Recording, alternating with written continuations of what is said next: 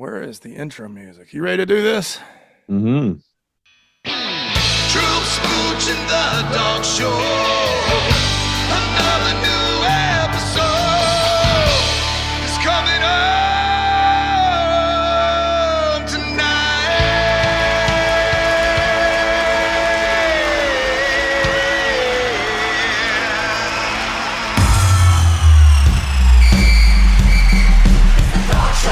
It's the Dawgs Show. It's the Dawgs Show. It's the Dawgs Show. You're listening to the one and only Dawgs Show. Your hosts, Troop Brinson and Smooch Moncrief. Just two dudes talking Georgia football. Welcome, dog fans, to the one and only Dawgs Show with Troop and Smooch. Yes. Oh, the dogs find a way. Yes. Keep chopping. They just keep chopping. They show you what this team and this coaching staff and this program is all about. 20-10 victory on the Plains Saturday night against the Auburn Tigers, and it's kind of the way the games have went this year, Smooch. It's not always easy in the first half, but the cream eventually rises to the top, and you saw that Saturday night. Absolutely. Georgia doubled Auburn's score in this game. It started out sloppy. I think that many fans, us included, were kind of pulling our hair out with the start of the game. But the Dogs took care of business, drug them right out into deep water, and then drowned them. I mean, it was. You don't want to say typical of the Dogs because we got down early and we had some breaks early, but my goodness, the grit and just did you feel, I was telling someone this, when Georgia was up 3, I felt like there was no way they're going to lose this game to Auburn. Even up 3, that's how confident I was in their ability to sustain longer than the other team, Drew. Yeah, I felt much better because we were down, again, double digits, but there was so much fire, so much negative energy coming our way during the game, after the game. Social media has been lit ablaze, and we have been right in the middle of all of it. It's been a good time because when you're victorious and you're hearing all the coping and all the complaints and all the cries and the accusations, and you got national media jumping in there too. And again, we were right in the middle of some of that. Yes, and we're going to have a good time with that on this show. Yes, we are. So just to preface it, we're going to do a DFA. In the DFA, our Delusional fan alert, it's going to encompass some national media people as well as fans. It will not disappoint, I can assure you. It will not. We're giddy just to get to it, but then we're also going to talk about some nuts and bolts with the snap counts and who played and who didn't.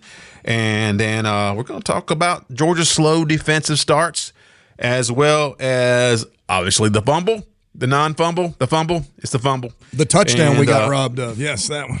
The timeout that people make a big deal out of. I don't know why, because it never didn't matter whatsoever in the game. That's so lame. And then in Georgia's second half domination, we are definitely going to talk about that. They've been doing that all year long. And so just a power pack show. We're so excited to be here. Please, if you're, give us a like and subscribe. If you're on Twitter or on, especially on YouTube. YouTube is where everything's going on right now. So they're having a lot of fun over there. They're having a lot of fun over there right now on the YouTube channel. We are raising a ruckus on Twitter the last couple of days. So that's worth checking out. There's a lot of stuff going on in there. We put some social media stuff out. Smoochie's got a little video out. To the emptiness that you feel. Just making sure that Hugh Freeze knows he's appreciated. Yes, cared for, loved. Because they just lost their mind. And that coaching staff, Smooch, just lost their mind. And all composure, and the team followed suit. Yeah, it was more like watching Real Housewives than it was watching SEC football. I mean, you're exactly right. They lost composure. They got emotional. Then the team got emotional. And you pointed this out on our game thread. We say it all the time on this show. Losing control of your emotions is the beginning of shenanigans. They gifted Georgia in one drive 30 yards because of dumb late hits on the quarterback. And And that's You just could even- that's just a sample of what they do. You can see on who is the Lee, I think it was, the cornerback that got thrown out for targeting. He was so emotional. He was earlier in the game on one play where it was a pass that really had no. It was a low percentage pass to Dylan Bell, and it was incomplete. Lee was there, but he just got up and just got right in. Dylan Bell's face was barking at him. It was really taunting. They should have called. It should have been penalty on taunting that. right there. Exactly. You're exactly But right. you could see he was in his emotions already. Yeah, in his Because it's like when you don't think you deserve to be there, you know, that's where it all comes out. The emotions kind of just control you. So good things happen. You feel like something good happens. You exaggerate it. You get a little bit too much. And then that plays out in some of your plays or some of your lack of plays and your coaching staff. It was embarrassing. If I was an Auburn fan, I'd be embarrassed. But they're just gonna just dive down deep into they were robbed. They just go the other direction into the rabbit hole. Yeah. Do you have a particular bumper close by that you could hit that would give us a little horn for a delusional fan alert? Yes. There it is. So delusion is a fixed false belief that doesn't change in light of conflicting evidence. They don't know reality from their dream worlds, and they won't go outside and play. A fixed false belief that is not grounded in reality. Yes, the most popular segment in all of sports, the Delusional Fan Alert. We know you guys are always waiting for it, but sometimes we need people to provide that, and Auburn's a good team for it. And even without Auburn giving us that, the game kind of brings out the crazies, just the way that game kind of happened. Yes. And so a couple of plays, and we're going to talk about this later, but a couple of plays that brought them out was the fumble at the half-inch line, whatever you want to call it. Yeah. And late in the second quarter, and then the timeout, the non-timeout, which had little impact on the game. And then some of the penalties that they didn't like. But the biggest culprits to me that instigated all of this was the announcers. Yes. Sean McDonough, who we love because he called the play on Francisco Cabrera's 1992 hit against the Pirates that Sid Bream scored on. That was McDonough. And so I've always had a little special place in my heart for him. But he was totally unobjective. He was irresponsible. He was irresponsible. And it felt like McElroy was, he wasn't just going to go, you don't go against your partner right there on national TV. Right. But he hedged a bit, and I was like, okay. I felt like they missed the whole play. Again, we'll get to this. I felt like they missed the whole play, but just the way they talked about that play without really understanding or ever taking a step back and saying, maybe I'm seeing it wrong. And Troop, we now know that their own production van buzzed them in the middle of this to tell them, you're wrong. This is most definitely a fumble. And it still didn't slow them down. By that point, they had thrown to halftime and, all bets were off. The train had left the station. It was highly irresponsible. It was just, you have a certain degree of authority and influence when you're in that position. So your words should be neutral and they should be measured, and they were neither, True Prince. They were not. Even with the Kirby Smart, was he clapping? Was he calling a timeout? Was he calling their attention to a defensive back clapping? Regardless of what you think about that, they just totally had that wrong again too, and they just jumped right on it with both feet. Did not even care to understand that maybe there was something else going on. They just moved right ahead and jumped right into it, and it made them look bad, but it also instigated a lot of stuff happening on social media, which we did enjoy. But yeah, the announcers in this game were just about as bad as the officiating. Yeah. Absolutely. The officiating was sloppy. They had no control of the game, and we mentioned this last season. I want to say it was after the Texas game. Activist officiating. I really do believe, especially in the SEC, there are officials that believe people pay their hard-earned money to go to a game to see them officiate it. I actually believe that they think that way. Their desire to be involved in a football game it's verging on megalomania, right? Almost a God complex. Look, good officiating. We never know who you are or what you're doing. That's good officiating. Yes. And there was the replay booth was hell bent on being a part of this game, and by golly, they were. They replayed everything over and over and trying to take the flow away from the game. It was a really sloppy job by the officials, and they cost Georgia a touchdown. Yeah, I mean, it's like a little makeup call, strangely, but it was, and it's a separate point to talk about the poor officiating, because I thought they lost control of the game a few times, and they reviewed things late, and they just interrupted the flow of the game. I mean, I think they got a lot of it right. I don't know about the timeout call again. We'll talk about that, but they just inserted themselves way too much in this ball game. It felt like, and the flow of the game paid the price for that. There was fans on social media who, I mean, we put some stuff out there on Twitter, and there was responses to it, and this just shows you how unhinged a lot of these Auburn fans were, because they didn't. There was no objectivity there either. No. I even had one smooch, and we'll put this out there. Yeah. That thinks that the SEC should lay the wood to Kirby Smart in Georgia for that timeout fiasco. For a timeout fiasco. Goodness. Which had no bearing in the game, and Georgia finished the game with one timeout remaining? Okay. Yes, they did. So, yeah. Refs should be suspended. Kirby Smart suspended. Georgia and Kirby Smart fined. And, and I even saw there should be a lawsuit involved. I even saw that on one as well. That's going way too far. That is really in your feelings and butt hurt. Over a game that you only had 25 yards non-garbage time in the second half. Yeah.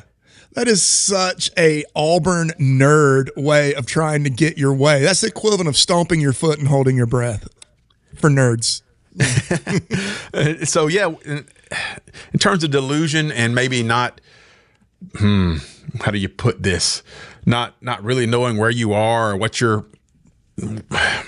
Anyway, let's get to one of the other interactions we had on Twitter in the past 24 hours. Yeah.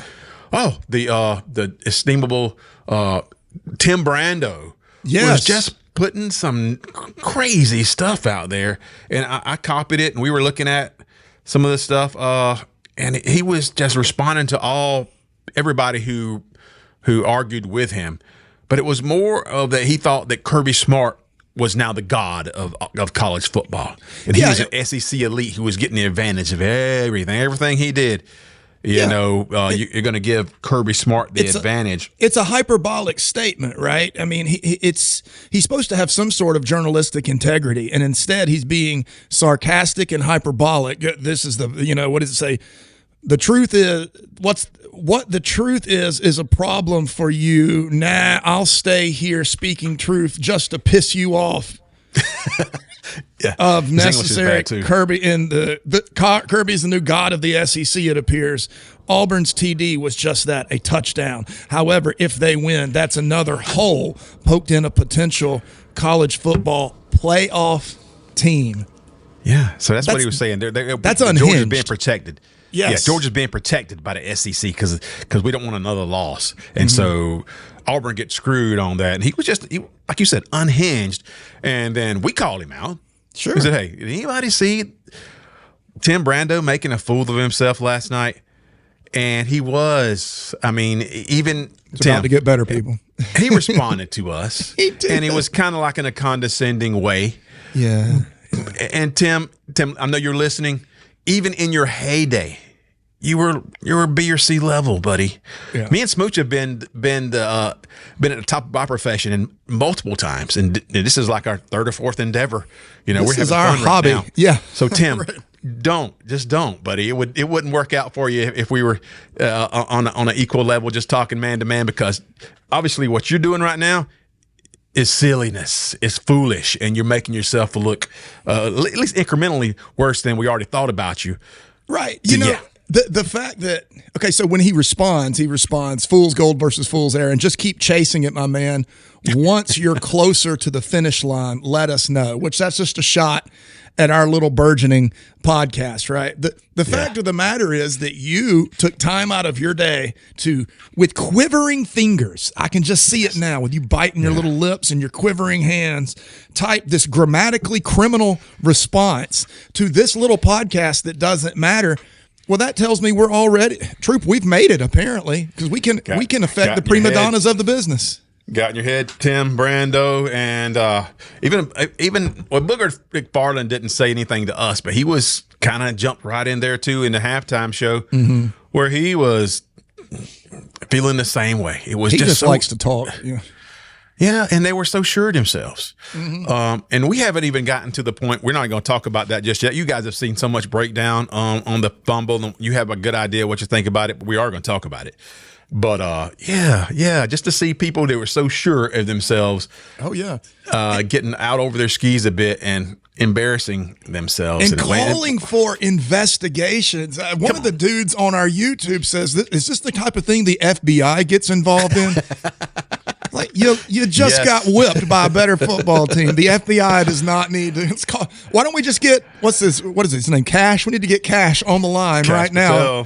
Georgia just won at Jordan Hare. I mean, come on. Again, Auburn, the last time you scored was like 1 minute and 10 seconds into the second quarter. Say that again. Say that again, True Brinson. Like 1 minute and 10 seconds into the second quarter is the last time you scored. And you got shut out by the Dawgs for almost 3 quarters. Every opportunity, buddy. You had 25. You had 25 yards, I think, until Georgia took an insurmountable lead late in the fourth quarter on that 8.5 minute drive.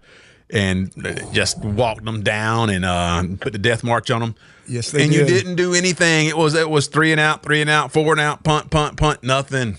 And that's where you're missing the bigger picture is that Hugh Freeze and his program are not prepared at home to play against the Georgia Bulldogs in the second half. That's the difference in these two programs right now. Big time. Let me ask you something, Auburn fans, and I mean this honestly. So we've gone back and watched the film. We've analyzed it. We've even checked out with our buddies Coach Hayes and Brooks with their breakdowns, because, by the way, both of them are outstanding if you get a chance. Yes. We've looked at that. So Jackson Arnold misses wide open receivers. When we say miss, we don't mean misses them with the pass. He doesn't even throw the ball to them, right? He's too busy staring at the pass rush or trying to scramble something else. So let me ask you this. If they call that, because of a fumble, is that what made Jackson Arnold miss open guys and give away, say, 2 touchdowns just by making bad reads? I mean, you see, you can't blame all of that on one call that didn't go your way. I'll take you back to Stetson Bennett on the false fumble, Alabama 2021, when that was an obvious incomplete pass. They called it a fumble. They gave the ball to Alabama.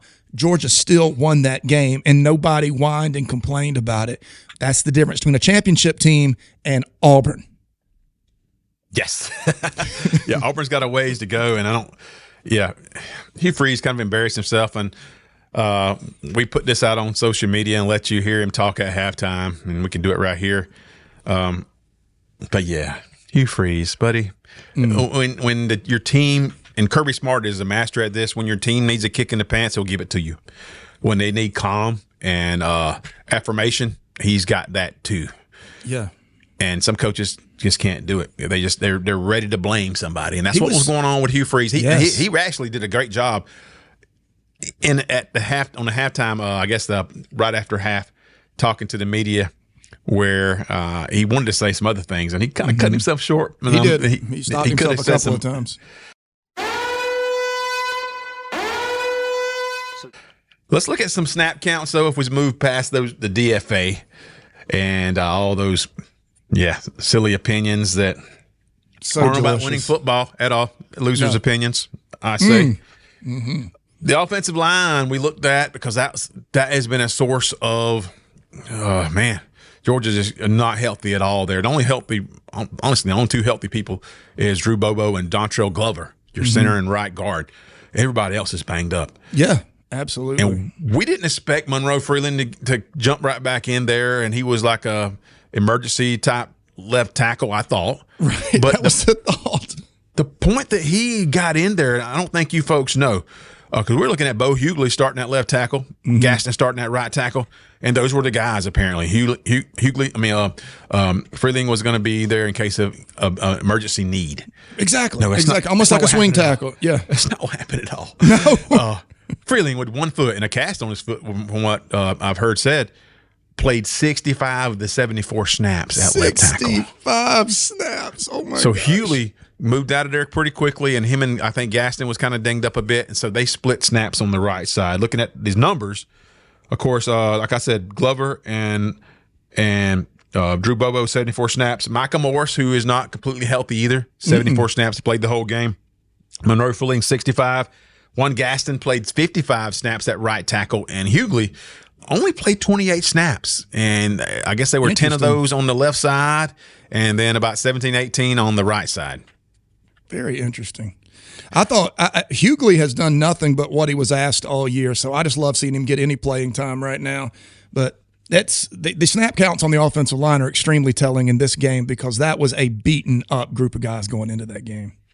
And they just were holding on for dear life a lot of times because Auburn was sending people. They were sending too many people sometimes. They were putting themselves at risk, but they did what they thought they had to do. They sent several nickel blitzes. They had just pressure and what do you call it when they faking the pressures coming in and out? Simulated pressures. Yeah. Simulated pressures. And so they were in their bag trying to. That's what they do well. You know, they have some good defensive linemen, some good linebackers, and they were putting Georgia in a lot of conflict. Their defense played a darn good game. Absolutely. They played well. They made Georgia have to account for, and their offensive line, did the best they could. And a lot of times some of those twitchy athletes give their tackles who are both injured some issue, but that's where it comes into play, having a quarterback like Gunnar Stockton who is mobile, who can take a hit and get right back up, because he took a lot. He took almost a dozen hits, it felt like, and half of them were big hits. And some of them were cheap shots, yeah. You wouldn't even know it. You wouldn't even know. He pops right back up, and I'm like, that's the dude. That's why they love this guy, because he's a football player first. 100%. I'm watching him. There's video. I'll see if I can dig it up, put it right here. It's him walking off the field after the game, and he's just got the biggest smirk on his face. He knows. He's like, you gave me everything you had, and I'm walking off the field with the win. You can see it, like, written on his face, and he knows it. And you watch his players. He can't walk past a single player without one of them grabbing him and wrapping their arm around him and telling him what a good game he played. It's just leadership. We're not seeing a lot of football layering and complex throws over the middle, but you're seeing a true leader at the position, and he made his offensive line look good in this game. Yeah, he one play, the targeting play, where he really got nailed. He got hit so hard, the defender, Lee, his helmet come off. And there's Auburn fans, got no answer for that. He didn't need to do that. But before we knew it was a targeting, we just saw he got hit. I saw a video of Gunnar walking away from that play. He's just shaking his head. He's like shaking the cobwebs out. It's like his helmet's not even sitting right, and he's just shaking it. Like, I was like, okay, what happened to him? Then they replayed it. I was like, oh, that's a targeting. That dude's done. Yeah, he's out. And they pulled up the video just to see if Colby had caught the ball on the sideline. And I'm like, oh, they're going to that guy's about to get ejected. Yeah. And but targeting is the only penalty that you do not have to be looking for it on a replay to call it. You can actually, if it pops up on anything in a replay, you can call targeting, and that's what happened. But yeah, Gunner's that dude, man. He's just the right guy for this team right now. I love him. That's perfectly said. Perfectly said. Looking at the running backs, which is also an interesting snap count, our man Chauncey Bowens had been the guy. And we didn't suspect that would be any different, but I will say Auburn presents a different challenge. They have probably one of the best defenses we're going to see this year, and they're coming after you. So they kind of went with somebody with a little more experience. It looked like with Nate Frazier, because he's going to have to do a little more pass pro. Chauncey Bowens, A little bit not quite as experienced at the pass pro. Let me jump in here real quick and explain to our fans, Troop, because you just hit on it perfectly. So when you play Auburn with as much as they bring, so it's not just we've seen Chauncey Bowens can run out and catch a pass. That's not under debate. We know he can do that. But what it is if you watched Frazier, Troop, on a lot of occasions, he has to start blocking, then release his block and go out as a safety valve on a play if it breaks down. That type of thing comes with timing and a lot of experience. And Georgia killed him. Frazier had a couple of big receptions late in the game. That type of thing. So that's why Nate was in there, because of the complexity of what Auburn was throwing, and Nate played very admirably. Yes, and Nate had 24 snaps compared to Chauncey's 11 snaps. But that's not even the real story, is that they were neither the leader in snaps at their position. Well, who was it? Backed up by the same thing you just said, Cash Jones, who is the pass pro back. And he had 27 snaps compared to Frazier's 24. You go, Cash. And had a couple of receptions too, and did a couple of good things. Nice. You could see his speed when he's outrunning some angles at some points, and did that a couple of times. So Cash led the way. I thought that was very interesting. I didn't see that when you got a game that is that highly contested. It's hard to focus on position groups, and really you're just watching the results, and with the rewatch is where you see all that. Yeah, what's interesting, I knew Frazier was out there more than he had been in recent games. I had no idea that Cash was out there that much. That's the crazy part. Yeah. All right, so that's really the only snaps I think that were surprising. Everything else you've seen were very similar. Sometimes we look at the defensive line snaps, and it's what you would think. Christian Miller, Elijah Griffin, and Jordan Hall, all with the majority of the snaps. Of course, John Ye was the next in the line, and then Xavier McLeod. You're seeing Josh Horton getting more and more involved, and he had some good twitchy plays. I didn't know he was a kind of twitchy player at defensive line, but the transfer, Horton is playing pretty well. You also saw J.J. Hahn with 5 and Iboko with only 1 snap. But that's the way that broke down. Let's talk some real ball here, Smooch. As we have watched this season unfold. We're trying to – last week we talked about Georgia's identity and who they were. And now we're trying to put these pieces of the puzzle together and why games are happening the way they're happening. Yeah. And you can say slow starts. It's more of a slow start because Georgia started pretty fast a couple times on offense. Not every game, but much better than last year. But it's been the defensive slow starts that have put Georgia in peril. And most games, really, you look at the last 3 biggest games against Tennessee, 21-7, against Alabama, down immediately, and then against and they couldn't stop Alabama at all in the first half. And then you look at Auburn, 10-0 immediately, and we're left to try to figure out what is happening and why how does this keep happening, right? And so I have a take on that. And I think that since Georgia and his coaching staff has been around for so long and they pretty much do what they do, their defense there's a lot of film on it, is that it's easier to come into a game with an offensive game plan early on, knowing what Georgia's going to do and what you're going to see, and to game plan around that and to introduce some new concepts in there. And we saw definitely, oh my goodness, Auburn just reinvented themselves in the first right. 2 or 3 series. They did. Yeah. But then eventually those plays either ran out that they had implemented or Georgia adjusted. But I feel like that's what's happening. A lot of these teams are coming in there with a couple of scripts on how to attack that. And then Georgia, like I said, either that runs out and you go back to what you do, or Georgia adjusts and says, okay, this is what we're going to do. And I feel like that's a reason for a slow start defensively. But that with that being said, you got to decide if that's okay with you, Kirby Smart, or if you want to make some changes with that knowledge. I think that is the most reasonable, and I would even say probable explanation I've heard for this, what we would call slow start. I think it's, as I was telling you earlier when we spoke, I think Kirby has this, I'm going to put my talent on the field against your talent early on, and we're going to see what happens. And that type of thing, when it comes down to scripted plays, when you're scripting players open, putting them in positions to win, and then you're essentially running either a match zone or a very basic man, when you see that, you're seeing this early success for these other teams. It's almost like Kirby says, give me some film of what you're going to do, and then I'm going to shut it down. And that seems to be the ebb and the flow. I'm not always a big fan of it. And against Alabama and Tennessee, it kind of got out of hand, right? Like those games, there was just too much of that given. But there does seem to be every game a period of adjustment by Kirby and immediate results for the defense. Whether or not we can just come out and play a whole game, that I guess that rests solely on Kirby's shoulders. We can play a whole game at this high level. I think the only time we have seen that goes all the way back to last year, the first game at Texas, where the Dawgs came out and played their game on defense the whole game and then walked off the field afterwards. So, we got a big game coming up this week with Ole Miss. Are we going to spot them 10 or 14 points, or are we going to take it to them early? It's interesting.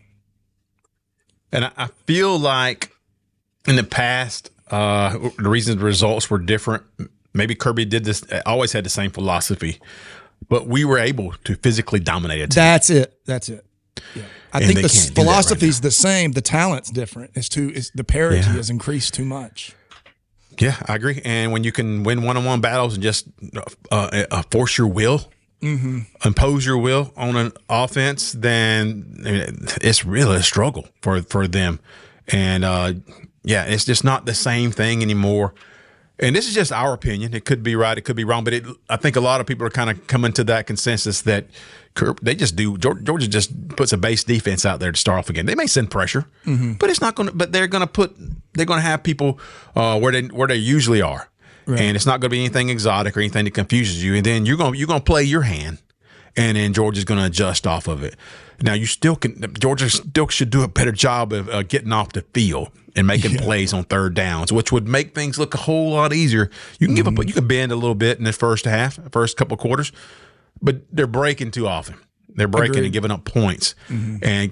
But if I'm saying it, I know that they already know that, and maybe they're okay with it, or maybe that's the thing. They think that this is the best course of action for their team. But we'll tag Kirby in this just in case he hadn't thought about it. Give them credit, because there is nothing this defensive coaching staff hasn't seen. So they see what you're doing, they diagnose it, and they're like, okay, this is what we're going to do. We're going to move this guy here, move this guy here. We're going to bring pressure from right here. We're going to use this package more, use this player more in this space, and give them something they weren't seeing.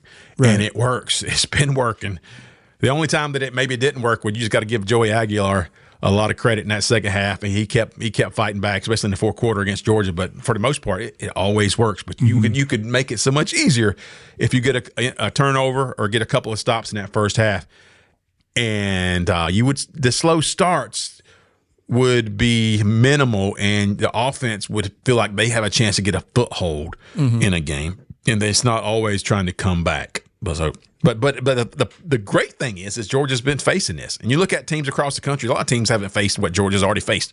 Georgia's faced a season worth of conflict, and we're in game. We're halfway through the season basically. They've been to the deepest depths already. Yeah, battle tested, and they know that Georgia just has shown that they're not going to get rattled. They might not win every game. They're not going to get rattled. They're going to keep chopping. They're coming after you, and offensively and defensively. This is a team that's built that way, and so I'm embracing that. So I'm embracing the fact that this is the way Georgia's built. It may or may not end in a championship season. It may, but it may not. But it is entertaining, and it feels good for Georgia to be able to play games which they're never out of it, and they can take your best punch, and they're not going to get rattled, and they're going to deliver some punches, and we're going to find out what you about too. Auburn showed you everything you need to know about what they're about, what their fans are about as well.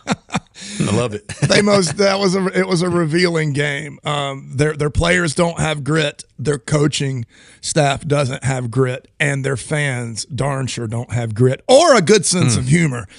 And that's what it showed. Georgia fans sit here. We may get frustrated. Our thread lights up, but there's not one person that thinks a game is ever out of hand.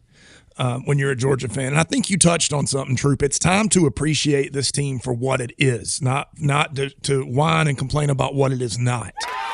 And this team is a team that is never out of any game.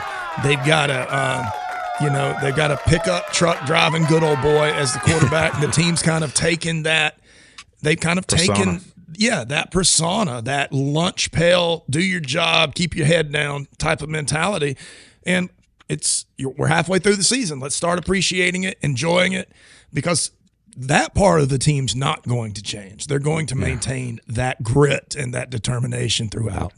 Yeah, Georgia has won in two of the toughest venues to win in on the road. Right. And that is in Neyland and in Jordan-Hare. In the same month, right? 1 month apart. It's nuts. And even with all those big games at home, and there's still a lot of work to do. Georgia in this season still has Ole Miss and Florida and Texas and Georgia Tech. All 4 games are losable games if you don't. Yeah. And it feels like like I said, we played a season's worth of games against teams that thought they had you beat at some point.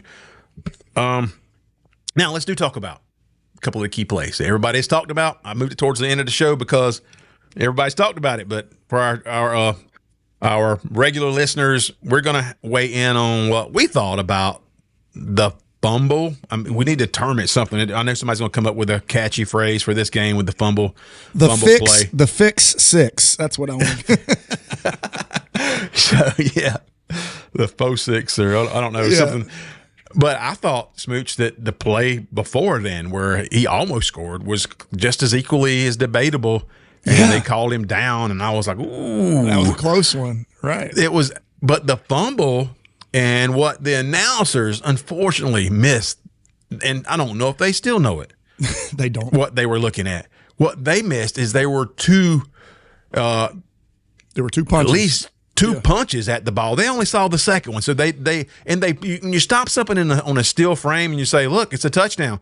What do you do when you have a still frame? You show no movement. There's lack of movement. No movement. Yeah, the ball is flopping around. It's flopping like a fish in a boat. Yeah.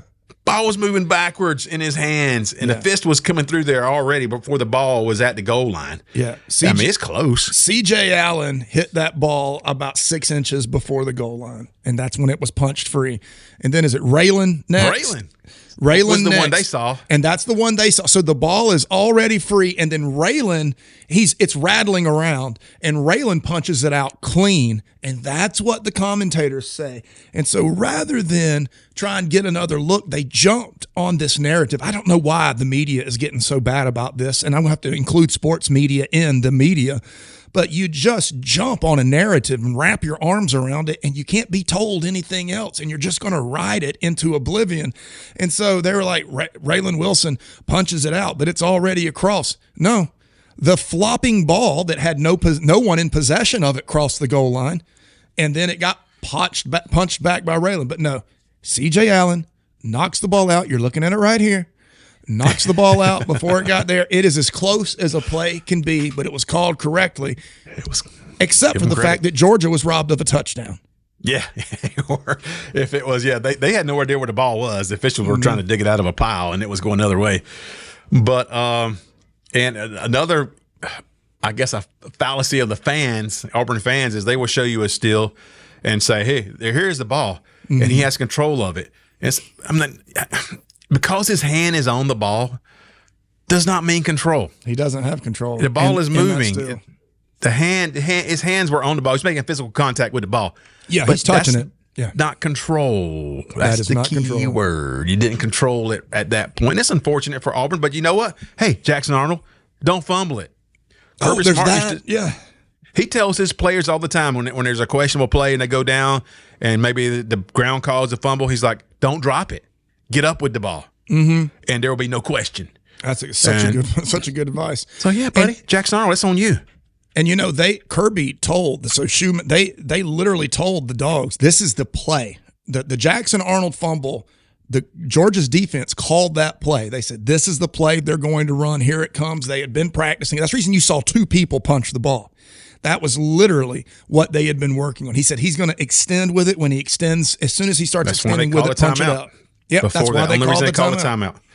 Was to tell them what they were going to do. They did it. Georgia executed perfectly. Auburn did not. Simple as that. Yeah, one of those games. You remember it right there. The other questionable call was, I mean, there were a couple of them. We'll talk. It's kind of happened in a sequence with the timeout gate. Oh, my God. It's not a big deal, folks. There's much ado about nothing. Yeah. Nothing. And I don't know what Kirby Smart was thinking when he was running. He might have been touching his hand, saying timeout. He might have been thinking it's in the chaos of a game. I don't care what he was doing. He really wanted to bring attention to that Auburn was committing a penalty, and he might have wanted to call a timeout there. He said he didn't, but he might have got it mixed up. I'm not going to apologize for him if he pulled one on the refs. The bottom line is that, well, the announcers totally missed it. They thought he was telling them that he wasn't calling timeout, that he was just clapping. That's not what was going on. He was telling again, they made up a narrative and they ran with it. Again. They did. And he noticed that because they had watched this happen in film and they had somebody watching it. He said this in the press conference. They were watching Auburn's DBs to clap. Not that they wanted to simulate the snap, but that it still causes the same confusion, especially when you're on the road, and it is a disadvantage for Georgia's offense. So there's a penalty if you simulate that snap. It is. Georgia's been called for it before. Yeah. Yep. And so that's what we was doing. Now, he might have wanted a timeout too. He might have changed his mind. That's all up to debate. What didn't matter is this was not an end of the game situation where he changed the outcome in any way or gained advantage in any way, really. He ended the game with a timeout in his pocket, so he didn't gain anything there. Right.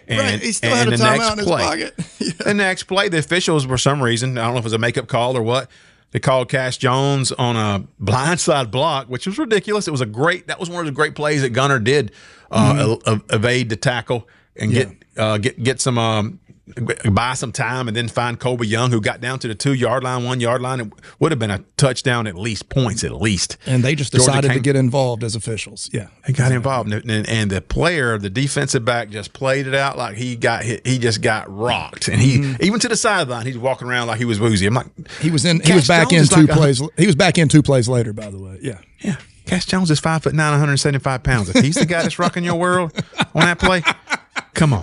We not idiots here. We saw that, and the officials jumped on. Now, it could have been an offensive pass. It could have been a pass interference. They could have called that, but maybe not. I don't know.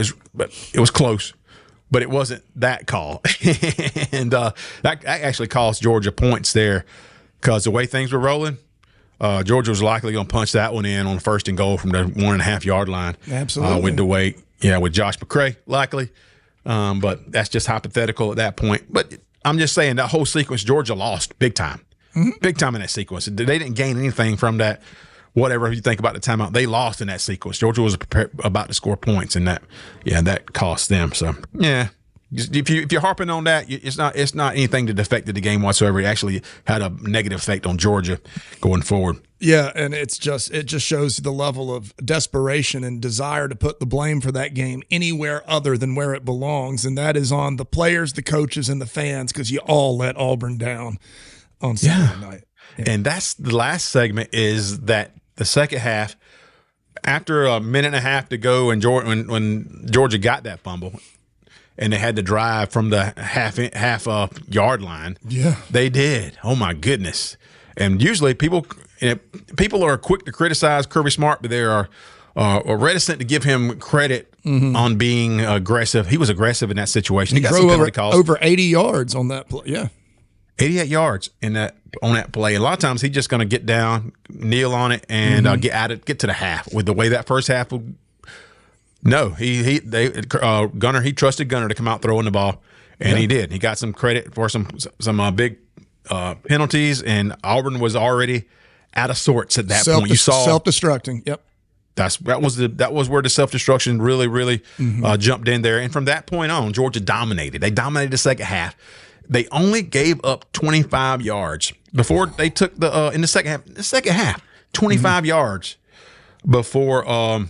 That last drive where Georgia had already scored, had a 10-point lead, and domination, absolute domination. And once Auburn kicks that field goal, that's basically it, right? So they drive down that one time, and then Georgia gets robbed of the touchdown when Auburn fumbles, and that was it. That was the last positive thing Auburn did was think they scored a touchdown. And that was the last positive thing in the game. Georgia then shuts them down the remainder of the game. Look, they they did a great job of containing Coleman. I kept expecting to see him blow the roof off at some point. Never happened. They were all over the place on defense in the second half. Their defense looked crazy aggressive, winning matchups. And look, the better team just won.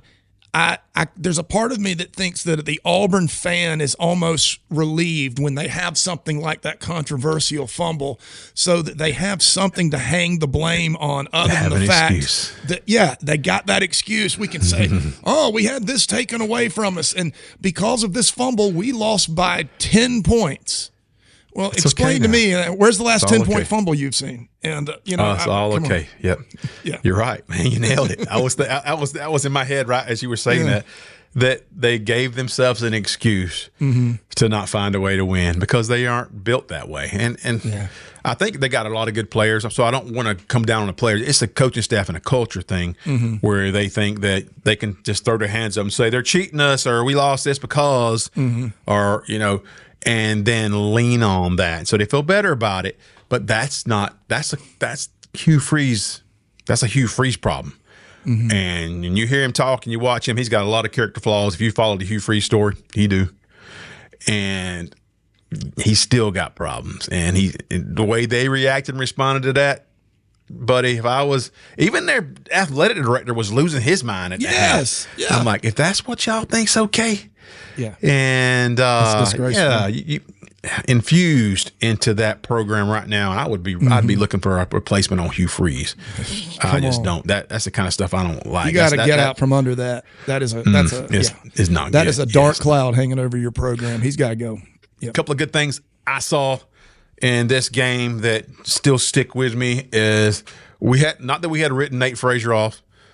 He had some issues, and we really love what Chauncey Bowens was doing. But I really liked the way Nate Frazier came out. He caught the ball. He had a couple of big catches of a game. Yeah, and when he ran the ball, he wasn't just going. He was getting extra yards. He was delivering some blows and hammering defenders and trying to get extra half yard. It didn't matter. He was a man. He was possessed in terms of being a better version of himself, and I appreciate that from Nate Frazier. And he had a big comeback game and showed you what he's all about. Yeah. Had he had an Auburn mindset a few weeks ago when he didn't get many carries and Chauncey got them all, he would have just rolled it in, right? Coaches are cheating. Yeah. Nobody knows how great I am. Instead, nose right back to the grindstone. Georgia needed him, whether we know the extent of why they needed him so much. We don't know any of that. But they needed him. He was ready mentally and stepped up and accomplished it physically. I was Frazier's best game of the season. Don't care what the stats say. Yeah, and it bleeds right into what we talked about Gunnar Stockton too, and everybody's taking the kind of the persona of the way Stockton plays, and he is tough. He doesn't have to throw for 350 and be pretty doing it, but he does a lot of things right, and he's getting better because his experience is still limited in terms of game experience. So, and even last week, I've heard people were saying are calling out his deficiencies, and then other people were like, I bet you were saying the same thing about Stetson Bennett in his first year starting too. Of course. And he wasn't, and we were saying some of that stuff. Yeah. Because game experience was limited, but he had some of those same attributes. Yeah. And you're seeing, they're different players, but there's some way they are very much Georgia Bulldogs in how there's no excuses, and it's always the next play. I don't care what happened with either Stetson Bennett or Gunnar Stockton, right? They're always the next play, and they're not in their feelings about anything, buddy. No, it's refreshing. It's refreshing in today's, especially in the NIL age, to see guys that are the word is unaffected, that are that unaffected by the celebrity life that these players get to live now. And it bleeds down. High character is contagious. It's just as contagious as bad character is. And it's good to see Georgia's team being led character-wise from the top down. And like I said, needle's only pointing up. Lots of hard games left. I have no idea. I wish I could tell you guys where this season's going to end up. Don't know. This team could lose 3 games. This team could win a national championship. Dude, literally, both of those could happen. I don't care what the polls say. And the polls are just pretty much taking, I guess, the pulse of where teams were and where they are right now. But it's not really. My point is, I always thought that, or looking at it now and from a week ago, that the Auburn game was the tougher game than the Ole Miss game. Yeah, I felt the same. And we may lose that game this coming weekend, but I don't think so. Auburn is built. Auburn that defense was built to give Georgia trouble, and we saw that. Yeah, we saw that was going to happen, and it did. And Georgia just does what they do. And I don't know if Ole Miss, they lost a lot of defense from last year. Not the same. They're not. They're built totally different. They're more of an offensive team. I think we'll probably come in a couple of days and do a countdown to kick off on Ole Miss because that's a really marquee game. Game day is going to be in Athens for a 3:30 contest, a top 10 contest. And I think this is, if it's going to happen, this might be where Georgia kind of turns. I think the next chapter in this season where you're going to see where Georgia's offensive ability kind of starts. I think Georgia's going to score a lot of points in that game. But this is a flex game, a game that you have the opportunity to flex and show what you're made of. They got to do it. Georgia, yeah. Just 2 years ago, Georgia put 52 points on this team at home. And so I don't know if it's going to be that lopsided, but I feel really good about Georgia going forward. And not that they won't take another loss or maybe two, but this is a team built to withstand any kind of negativity or any kind of conflict. They do a great job of that, and they've shown you over and over and over. So yeah, we're looking forward to that. Anything else, Smooch, on your mind about this game? I mean, this podcast is definitely for all the haters and all the Auburn fans and the announcers and Tim Brando. We want you guys to enjoy this because we're on social media, Smooch, all week long, just soaking all this up. Absolutely. Any week that you beat Auburn's a good week, but the way we beat them and causing this it's pain, this meltdown and pain, maximum it pain, is absolutely delicious. It has really, here in Alabama, it has bonded me to the Alabama fans here. They are like, the enemy of my enemy is my friend, and some of them.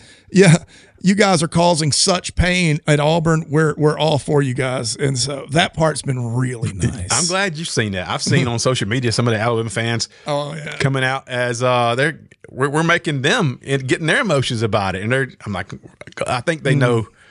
They know what's coming. They know it's not. They know who the chief rivals are in the SEC, so they're always going to root for our demise. Yeah, and even if it's with Auburn, it's got to put them in some kind of a way where they decide who they want to root for. And that would be interesting to know. We should have had an Alabama fan on during the game and talk about how do you pick between Georgia and Auburn in that situation. That'd be a good thing to tackle in the future. Yes.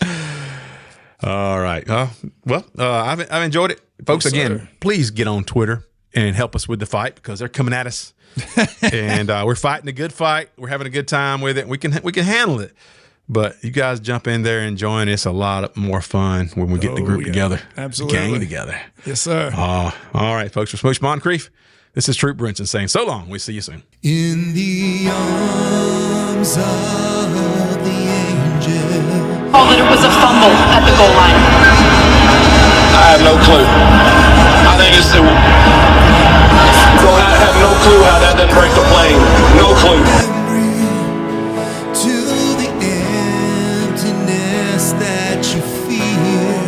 We dominated the first half. That may be the longest half of football ever. I don't know how many timeouts that Georgia got with all the stoppages. Your silent reverie. You're in the arms of the angel.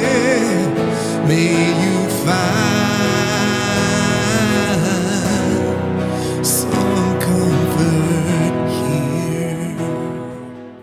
This is the Dawgs Show with Troop and Smooch.